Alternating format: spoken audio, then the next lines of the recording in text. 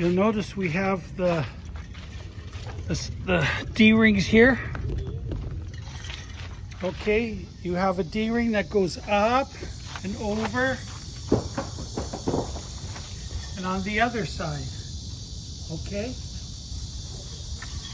so this way you don't hook it to this D-ring, you hook it to this D-ring. So you got one here and you got one over there, so you get that Y. You get a Y, so you got 2 points, so it pulls on the strap. Okay, you'll notice them, there's 5 on each side, 2 here, 2 on the other side, and then 1 in the middle. See, you can see the D-ring there goes up, and then it goes the other side. So you have 2 D-rings per 2 connection points. So you can form a Y. You can connect it 2 and then come down to 1 to an anchor. Okay, 1 from the anchor, come up, and then you have 2 split. So you got 2, 1, 2. That's what we got right here. Okay, so you're looking at the left one, and then the other side is over here. Okay, you got 5 of them. You can see over there. You got 2 on each side, and you got 1 in the middle. So 5 on this end, 5 on the other end. And then for your slide, you got anchor points here to keep your slide from wiggling. You got 1 on each side, so you got 4 total here.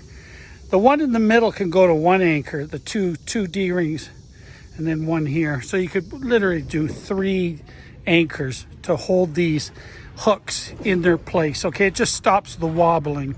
No D-ring out here, no D-ring. Just let it float. Don't worry if it sits up a little bit or down a little bit. What's going to happen is the way it's sitting now, from people sliding and putting force on it, driving, it's going to slowly push this down more and more. Okay, and you can see we solved the problem from the last slide. That's why we designed it to go straight in. So all your weight and pushing is on that angle part of the backbone.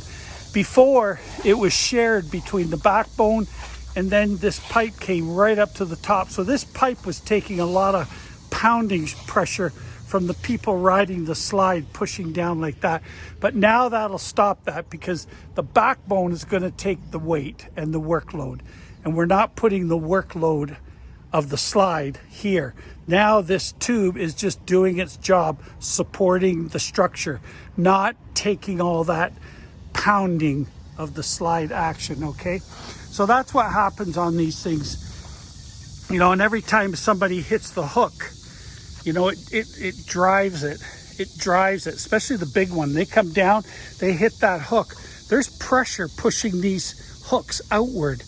Okay, and that'll slowly bring this down a little bit, where these D-rings will come closer to matching. But again, they need to be tied properly from the beginning, and I'll have to go over that with you in a little more detail. Okie dokie.